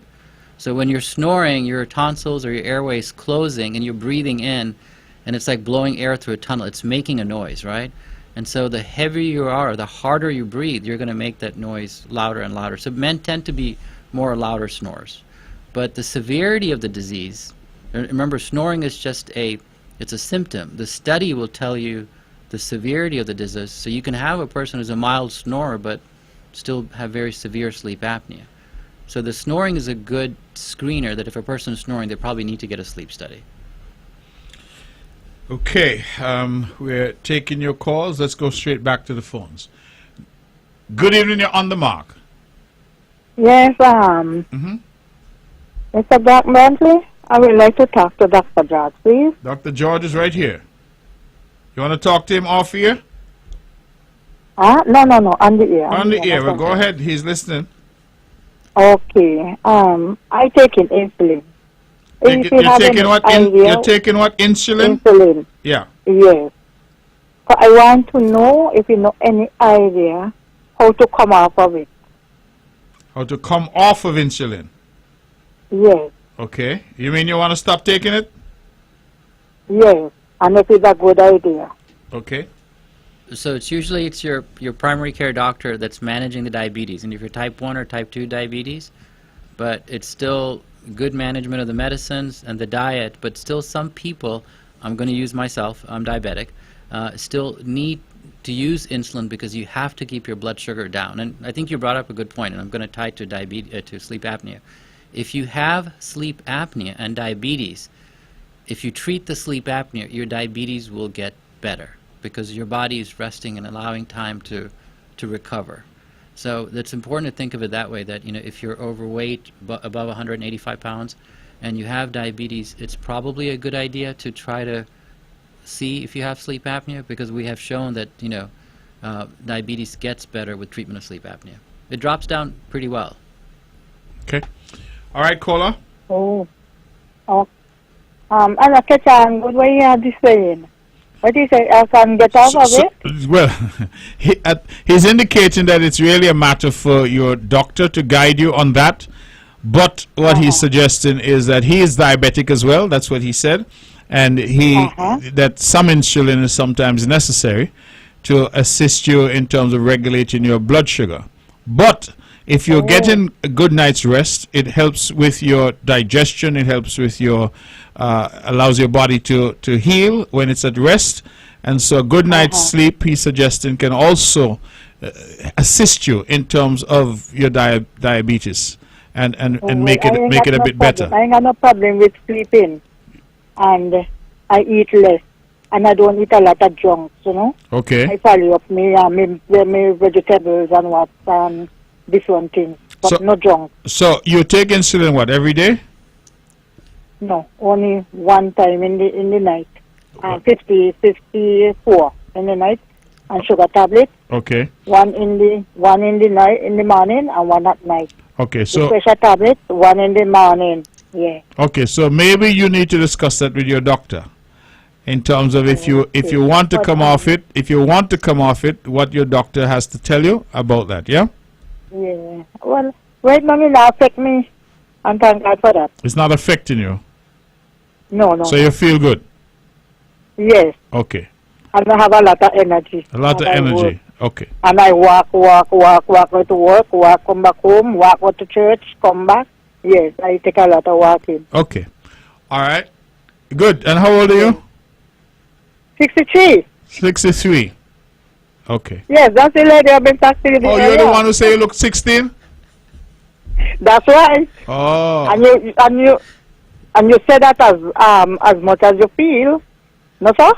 Well, yeah, that is true. So if you feel 16, you feel 16, Yes, because age on your number. So maybe it's the insulin. You understand? Because maybe it's the insulin that you're looking so good. The more you age, yes, so the more you age go up, the more younger you looking and sexy.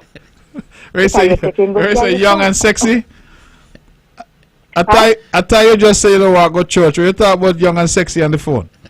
Oh, I mean, the Bible not say it. All right, my dear. You take care, okay? All the best. All right, yes. Good. Okay, it's 20 minutes past the hour of 9 o'clock. We have Dr. George with us, who is a visiting pulmonologist, and we're taking your calls at 869-469-1616 and 1700. Dr. George, we have 40 minutes left and the phones are lighting up, so let's go back to the phones. Good evening, you're on the mark. Good evening, Dr. George. Welcome to Nevis. Oh, thank you. I hope you have a good stay. Oh, yes. People are wonderful here. My name is Rodney Elliott. What I find out here in Nevis now, right, a lot of people, especially young people, and aged people, right, but mostly younger people, having knee problem. Having what, knee problem? Yes. Okay. Yes, I myself, my two knees, I tire and garlic on them and them blister off my knees, but they're getting better. But I see younger people, much people younger than me, and everybody crying for their knee. Go to the hot bath at morning and afternoon, you see much people down there soaking their foot and they're still crying out for their knees. What you will recommend? So, but Dr. George is a pulmonologist. Yeah, but then you see, even they specialize in something, they still know about other things, you know. Yes, so a lot of knee problems are due to weight, right? So weight gain. So when you gain weight, you're going to have a lot of knee issues there. So a lot of knee problems are just nutrition. So when we're eating a lot of processed foods and you know, like non-organic foods and stuff like that, it starts to cause a breakdown in collagen and stuff like that. So we are seeing more knee problems in young folks because of that. A lot of it's because of the diet. Okay. So Rodney, Yes. yeah, I think the suggestion is that if we can control the weight, that might help. But I find out little children and I got knee pain. Well, there could be a number of reasons for that. I think arthritis as well could lead to that. And I think I've seen instances where people who were very athletic, you know, have knee problems because they used to run or jump, as the case may be. So there could be a number of reasons, but Dr. George is suggesting that having too much weight, being obese, might be an issue as well. That's all. Hello? That's not. I try so many things on my knees and not a thing I work. I try to cut back on a lot of things, eat a lot of vegetables, fruits, and them kind of things, drink mostly water, daily water. I try everything. And then if you walk to Mr. Brantley, you see all kind of people with any problems. Well, I can't say what the reason may be. You know, there could be a number of factors, but I think it's equally true to say that we have problems with obesity on the island, and being overweight is a problem, because if you're overweight, you're putting more pressure on your knees, on your ankles, etc. So that could be a factor. Obviously, I don't have the answers. I'm not qualified to speak, but based on what Dr. George is suggesting, that being overweight could be a significant factor in that. What about the little children? Well, I don't know about little children. You're saying it. I'm not aware, and we can't. I mean, we're not equipped to answer every question. You know, we're just having a general conversation about various things. And as I said, I see so much young people with knee bands and everything and stuff, and it bothers me. And then they're saying that there's nothing they could do. They go hot bath, they try all kind of thing, they tie up their foot with all kind of things and no things. So when I heard the doctor there, I was very much impressed. Yeah, but again, the expertise that Dr. George has is a pulmonologist. So he's a little above the knee. He's your lungs and anything to do with your lungs. So you know, I mean, it may be that somebody else, an orthopedic surgeon or somebody, might be better equipped to answer some of the questions about your knees. Okay, how will I bring you on? How will I bring you one, you say? Yeah, man. We have Dr. Gill is one. Go and see him. Okay. All right. It's 25 minutes past the hour of 9 o'clock. We're taking your calls. Let's go back to the phones. Good evening. You're on the mark. Hello? Is that caller there? Hello, caller. Are you there? Let's go to this other call. There's someone else calling. Let's try and get this one in. Hello? Yes, good evening. You're on the mark. Hello, good evening.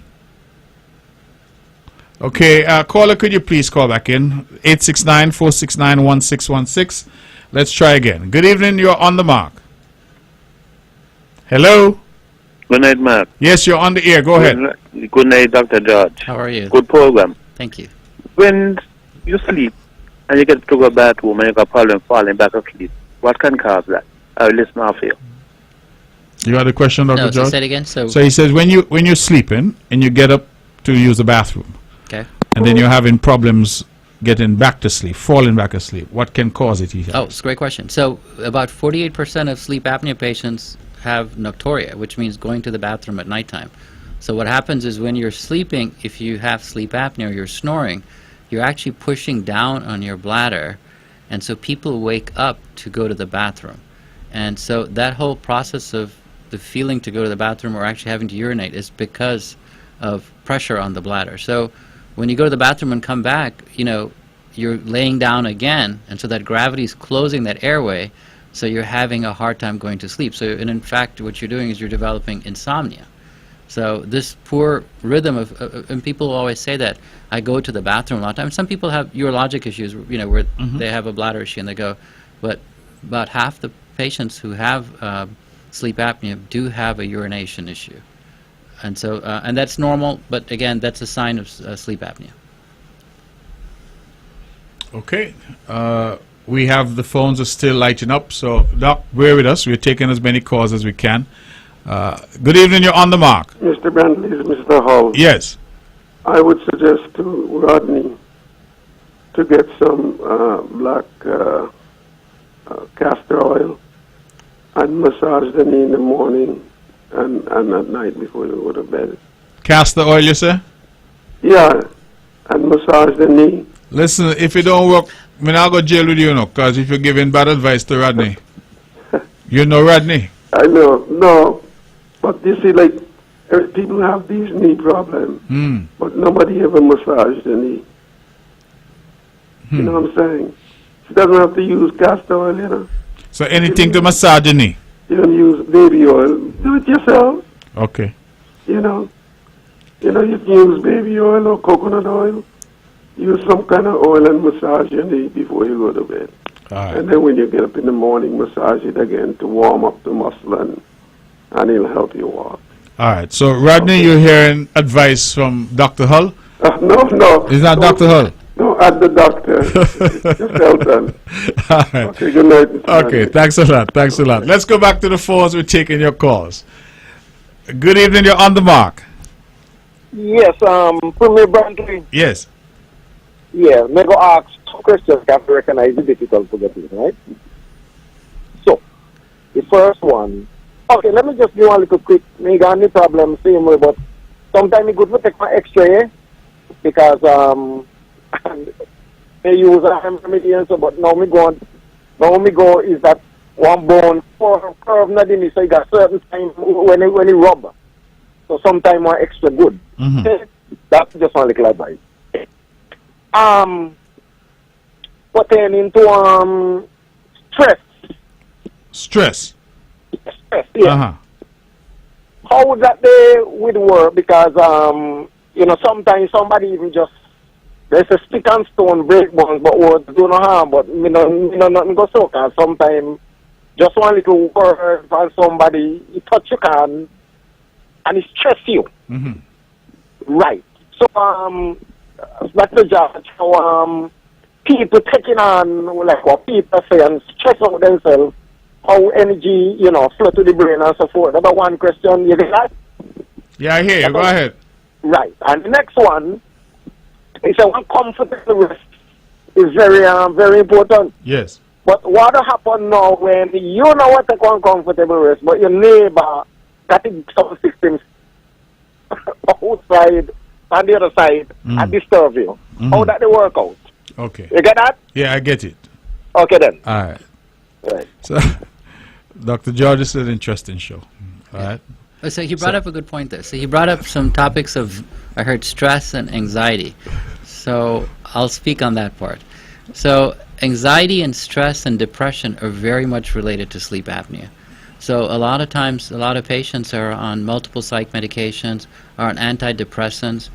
People deal with a lot of stress and anxiety because of poor sleep. So if you think about anxiety and stress, I'll reword it and say that if you slept well, you would have a much less stressful day and much less anxiety, and your ability to handle problems would be much more easier. So people who have poor sleep tend to be a lot more anxious and a lot more, they start to develop depression, again, because there's poor oxygen flow going to the brain. And so over a period of time, they may go to a doctor and saying, I'm feeling very depressed, and be started on antidepressants, but in fact, they may be getting poor sleep. And so that's been studied and it's been shown that. So I didn't bring that up earlier, but depression, anxiety, stress, lack of motivation, things like that, they're all very, very much related to poor sleep. Okay, well, that's interesting. We're taking calls, and the phones are lit up again, so let's go back. Good evening, you're on the mark. The Sheriff Rodney too big. Tell Mr. Holger rub Rodney knee. I think he will get a better healing. Guy and stronger. Okay, Rodney, you're getting advice. The caller is saying let Mr. Hull come and rub your knee for you. So it's what we call a light moment on the show. So, caller, thank you very much for that advice. Okay? All right, we're taking the calls. The phones are lighting up. Let's stick with the phones. Good evening, you're on the mark. Yes, good night, Honorable Brantley. Keep your voice up, we're not hearing you. Okay. Good night, Honorable Brantley. Good night, now we got you. Okay. Good night, Dr. George. Good night to you too. Wonderful program. I'm going to read my scripture now. It's taken from Proverbs chapter 22, and I'm only reading 3 verses.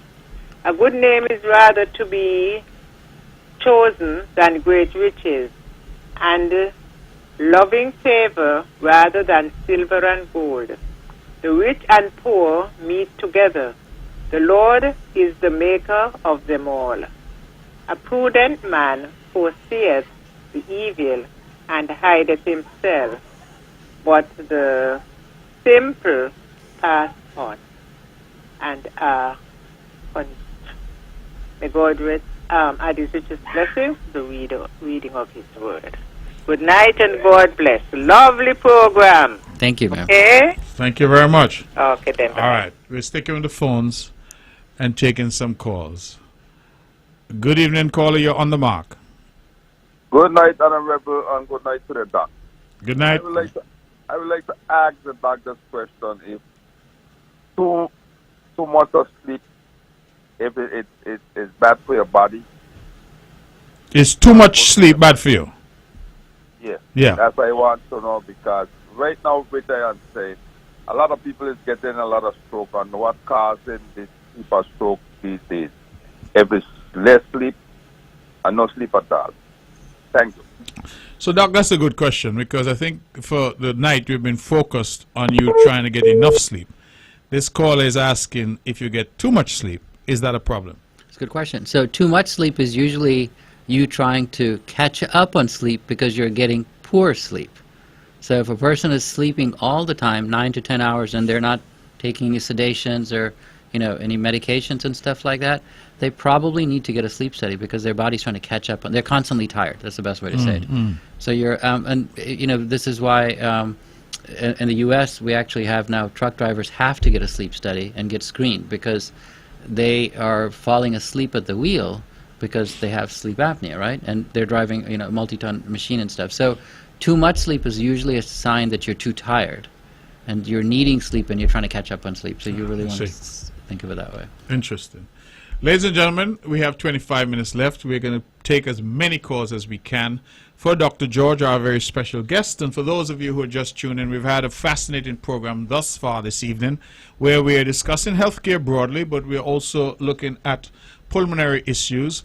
We do not have a resident pulmonologist here, and so Dr. George has come to share his expertise with us and to help us as we try to deliver better health care to the people of Nevis. So let's go back to the phones. Good evening, you're on the mark.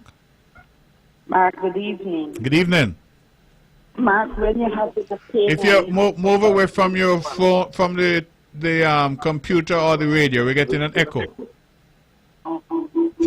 Turn it off and talk to me on the phone.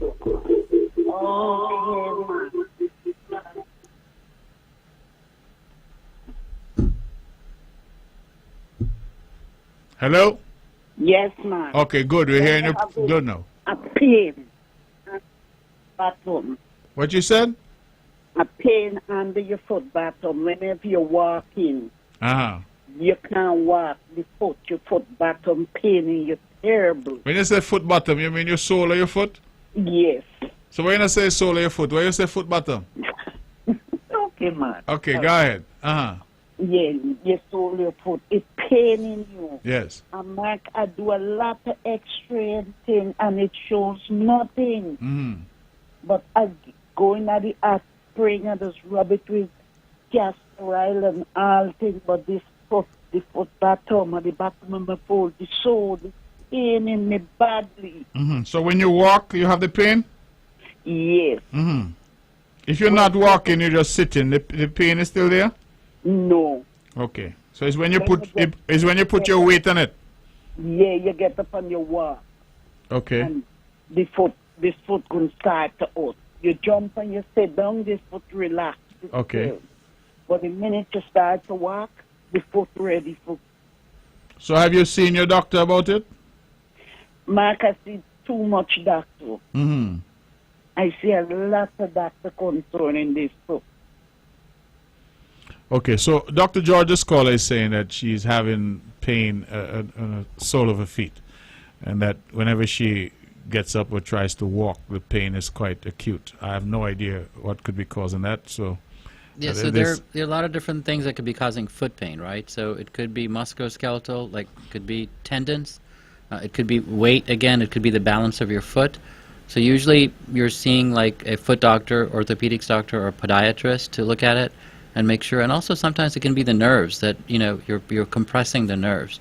So you really want to get a good evaluation by a specialist in that area, and possibly also imaging the foot to take a look and see if there's any fracture or anything like that. You hear that? Yes, I heard that. Okay. Thank you, Mark. All right. Thank you very much. Okay, and I hope you get some relief. We have 22 minutes, 23 minutes left, and the phones continue to light up. Dr. George, you must come every week, because there are times when I'm here and I'm talking to myself for 2 hours, but I can't get a minute now. Everybody's calling. Good evening, you're on the mark. Yes, Mr. Mark. Good evening. Good evening to you. Yes. Tell Randy, Rodney, get painkiller bush. Those who did the painkiller bush, I hope she listening. The painkiller bush, he have a green thing on it. When he bust, it's like cotton coming out of it. And tell her, pick as much leaf she can and put them on her stove and heat them, but do not heat them, that when she done with them, they can hold on her foot, her knee. She have to just let it warm and put some plain Vaseline on it and get a bandage or something and bang up the tummy. And she will see how fast that pain come out of her tummy. This is the lady from Nevis, so we're calling over here.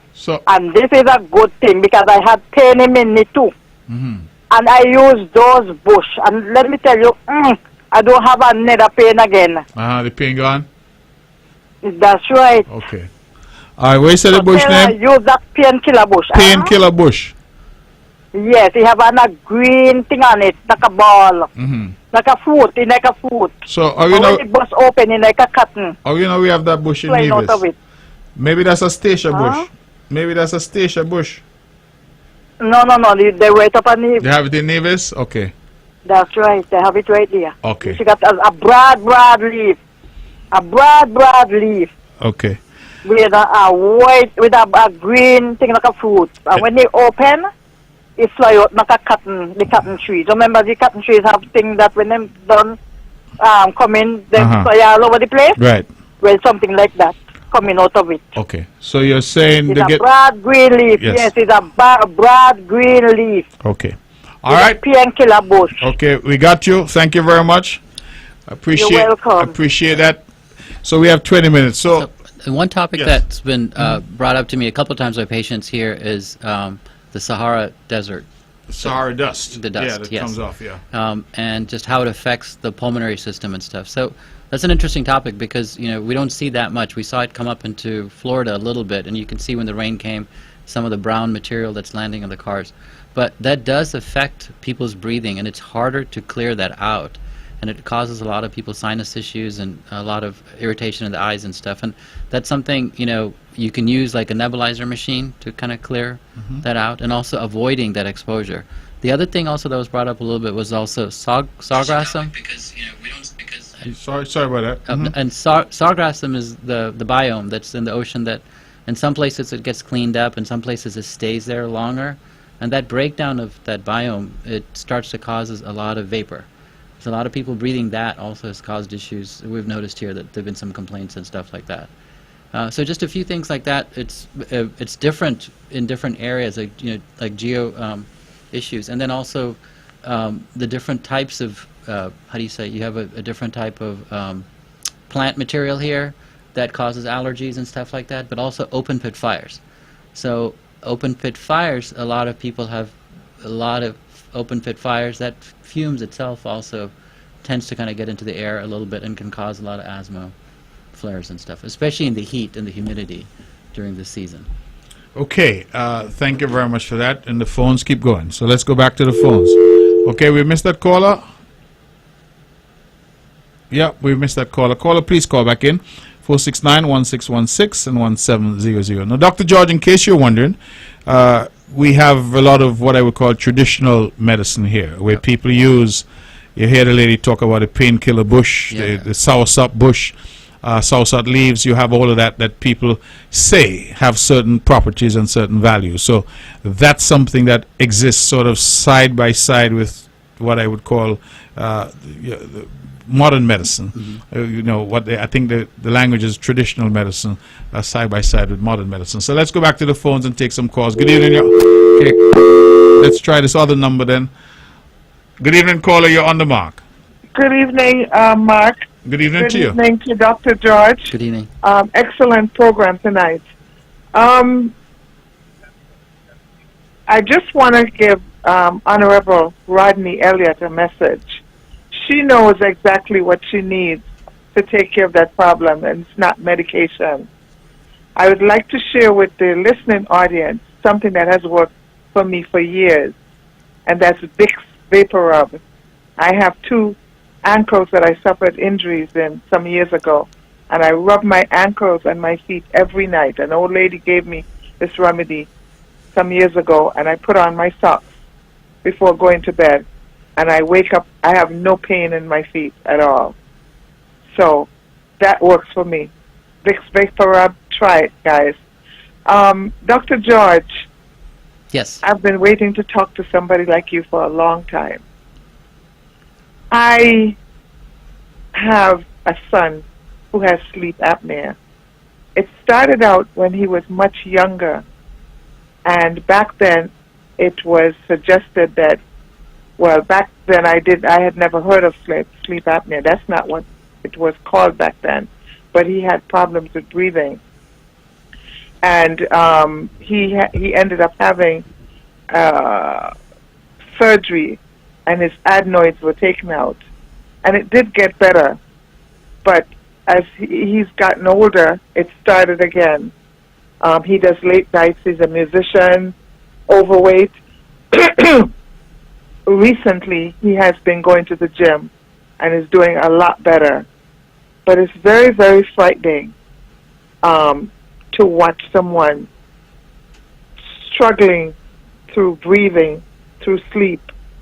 And sometimes you wonder if they're going to wake up. What can one do to avoid that, especially when it's a young child, not realizing that this could happen later on in life? And him having his adenoids taken out, why did that not resolve some of what is happening to him now? Help me understand. Sure. So it's a great question. So how old is he? He's 31 years old now. Okay, so young man. So so it's just the adenoids are taken out when they're, so remember I told you when we started the talk, we said that sleep apnea is also a genetic issue. It's the shape of your face, right? So when you lay down as a child, your adenoids are the bigger things that kind of block that airway. So usually ENT surgeons will take that out, but that doesn't mean the sleep apnea is all gone away. So he should still get a sleep study. And again, it's going back to that question, and what you said I think is it hit home, is that it is very scary for somebody else to see somebody not breathing when they're sleeping, because that's called an apnea. And what happens is when they don't breathe, they don't move, and then all of a sudden they'll gasp, and you'll see them go and wake up, and that is a true apnea. And so that's very dangerous, because that is when they're not breathing, they're not getting any oxygen to the brain, to the heart. So you do want to get a sleep study, and then you can use a CPAP. CPAP works really well. It pushes that air open really well, and you can measure it, and you can see how well you do it. So the best treatment for them is probably still to do a sleep study and get a CPAP. I think that was just done recently. He doesn't live with me, so I don't see the severity of it as much as when he was a young boy. But he just had a test done in the recent times. And I am truly hoping that that's something that gets cleared up. Well, and as from a mom's standpoint of view, the most you can do is you want to encourage, right? Because sleep apnea is genetic, so it occurs in the family, right? So you want to make sure you encourage them that if they've had this study, to follow up with the physician and make sure that they'll correct it. Because a lot of people have got sleep studies but have never followed up. It's probably a good 30-40% of people that they've had a study and they're like, well, I got it, it's okay, I don't want to follow up with it anymore. But remember, that problem has not been resolved. It's still there. Yeah. And so you want to encourage that to be addressed and fix it, and then follow up with the sleep study. And now that we have these home studies, they don't have to go and sleep in a center or anything like that. They can use those home studies to monitor it. Mm-hmm. Okay. I hope that helps. Thank you so much for coming to Nevis. Oh, thank you. Offering this service. Thank you very much. Thank you, Mark. All right, thank you very much for your call, and hopeful that your son gets some help and can resolve that issue. Ladies and gentlemen, we only have about 12 minutes left. We are here with Dr. George. If you've just tuned in, he's a pulmonologist who's visiting, sharing his expertise. This is his second visit, and this has been facilitated by Ursula Phillip, who is a daughter of Nevis but living in America, and she has used her connections to try to assist us with delivering better health care to the people of Nevis, principally for those disciplines that we do not have access to here on the island. And certainly we have no resident pulmonologist, so Dr. George has come to help us, and they thought it would be a great idea to be on the show tonight just to share with you and to teach and to educate, and that for us is very important. So let's go back to the phones and say good evening. You're on the mark. Yes, Premier Brantley. Yes, good evening. Yes. Dr. George, this one don't got nothing to do with sleep. You got certain people, we usually call it shortness of breath. Shortness of breath, yeah. Yeah. By the time they take 5 years or so to this or so, they have to sit down and watch them pant.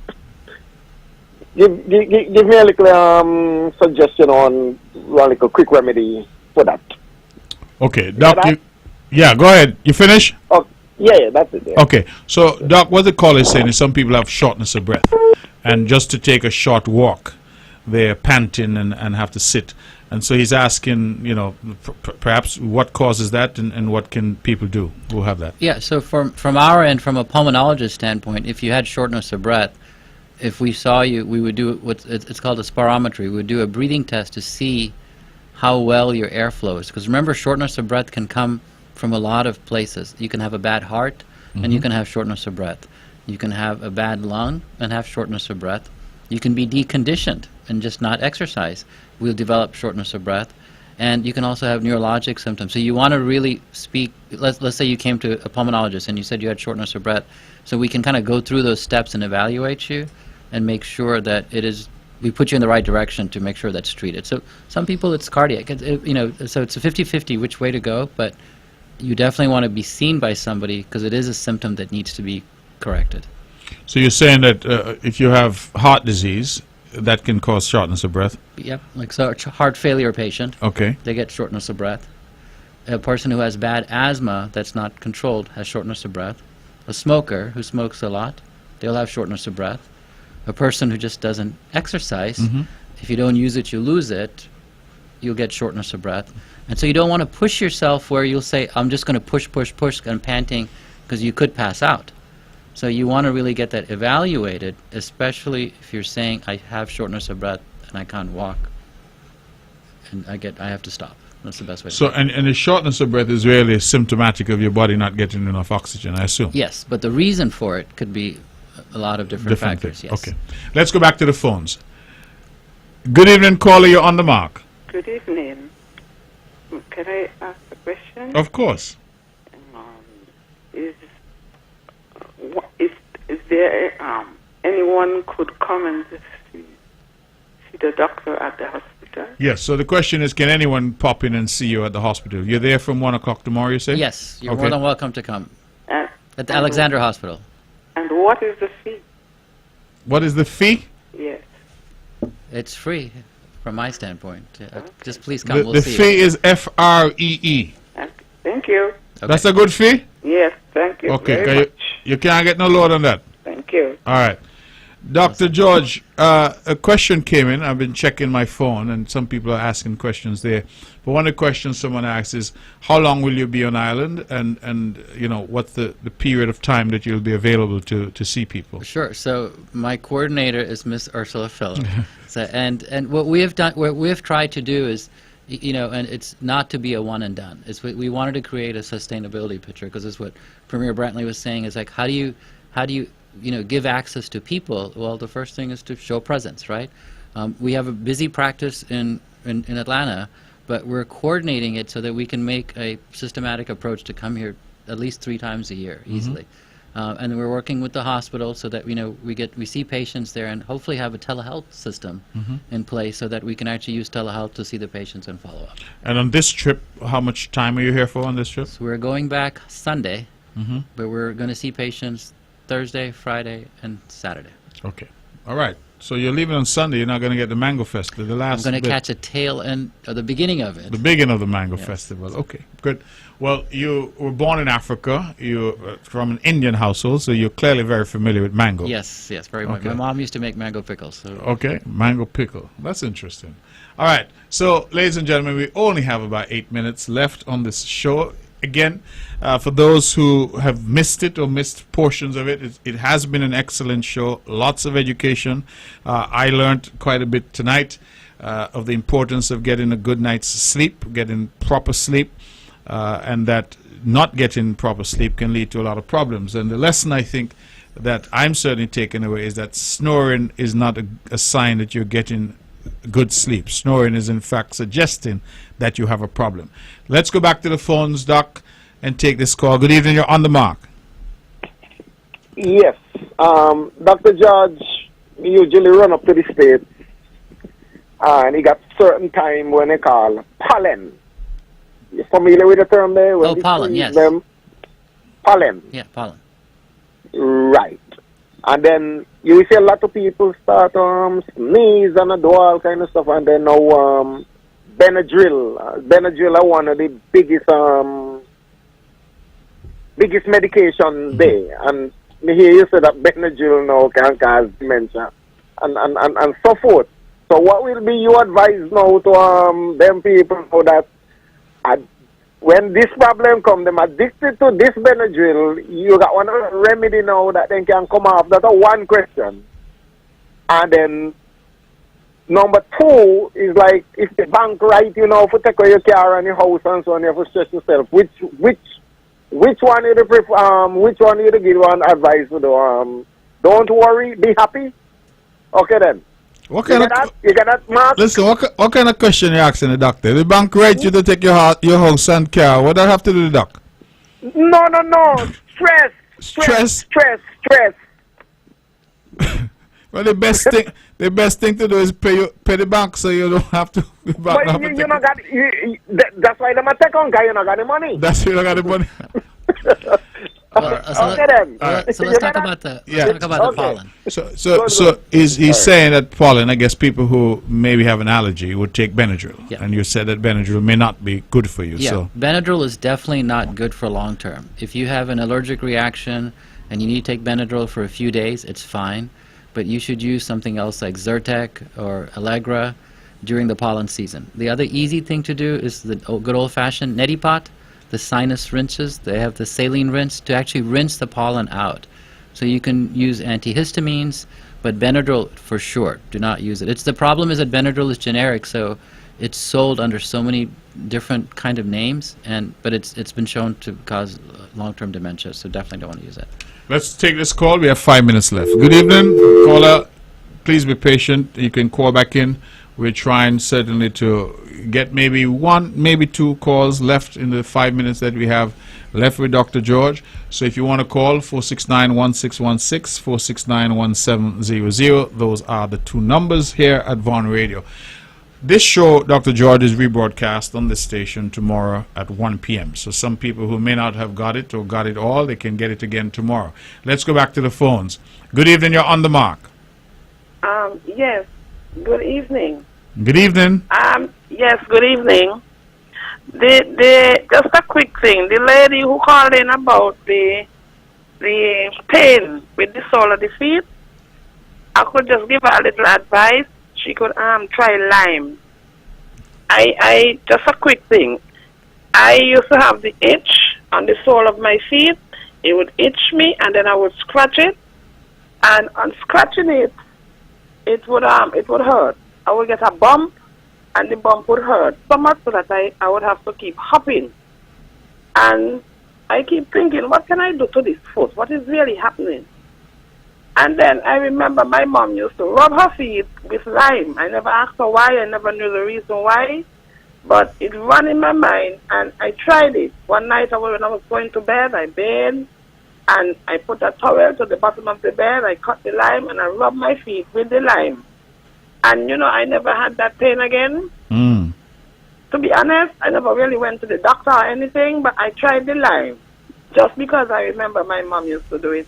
Okay. And I never had the pain on the sole of my foot. So she could probably try that and see if it works. See if it works. All right. Good. Thank you very much. Dr. George, you went to medical school. Yep. But you realize how many doctors we have here.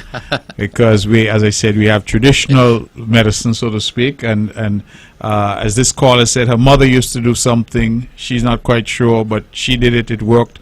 So you have a lot of people here who take that view. Let's take this final call. Good evening, you're on the mark. I agree with the lady. Lime acid create pain. Lime do what? Thank Dr. Acid create pain. Okay. I agree with the lime. I want to thank Dr. George to come tonight and speak to us about our illness. And I thank him very much. Oh, and you're have welcome. a good evening. Enjoy the rest of your day. Thank you. Bye. Thank you very much. Dr. George, it looks like you've been a hit because I don't know that we've ever had this many calls on the show. And I am grateful. I want to thank those who are listening because everybody behaved themselves tonight, Nobody called in with any politics. And so they respected our wishes. This show is probably the first show in 20 years that people actually listened to me. And did what I asked. So I'm very grateful for all of those out there who had their questions of a political nature. We'll get to you next week and we could get back to regular programming. But tonight we had a very special show with a very special gentleman, Dr. George, who's here visiting from the United States. He's a pulmonologist and he was sharing his expertise, his knowledge with us and helping to educate us. I want to thank Ursula Phillip, who is the facilitator who has made all this possible, following in the footsteps of her mom, who started this journey. And we're very, very happy, Dr. George, to have had you. I'll give you the last word in terms of, your availability and your experience thus far on the island. We have 2 minutes. Well, thank you very much, Nevis, for allowing us to come here, and we plan to come back. We'll be here Thursday, Friday, and Saturday at the Alexander Hospital. So please Starting at what time? 1 p.m. each day? 1 p.m. 1 p.m. on Thursday and Friday, and then Saturday,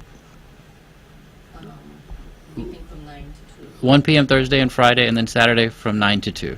Okay. And then we plan to come back, so definitely I won't be going away. And thank you, Premier Brantley, for also having us on the show. It's a great show. And then people can just walk in, you say? Yes, and it's free. It's free and people can walk in. Okay? So that's great. I believe I need to get tested because I'm snoring and that's a problem. And so I'm waking up tired. That's a problem. I'm sure I'm not alone. So if you're out there and you're snoring, you're not getting a good night's sleep, it means that you have a problem. So that's great advice that we've had tonight. Great education for all of us. Dr. George, thank you from the bottom of my heart. Ursula, thank you. We're very, very grateful to you. The government cannot do it alone. We don't have the resources. So individuals like yourself, lending your time, lending your expertise, we can't pay for that. We're truly grateful. So whenever we hear that sound, it means the band has struck up that we have to go. Thank you. Yeah. That's the end of it. And this particular technician I work with doesn't allow me 1 second after 10 o'clock. So she's fed up. She got to go. She said, you know, let's go. So I want to thank all who called, all who listened. This was a very important show. If you get an opportunity, please listen to it again tomorrow. And let's try to take some of the lessons on board. Getting a good night's rest is very important to your long-term health. Thank you. Thank you. Let us continue to do the best we can to deliver better health care to the people of Nevis. Have a good night.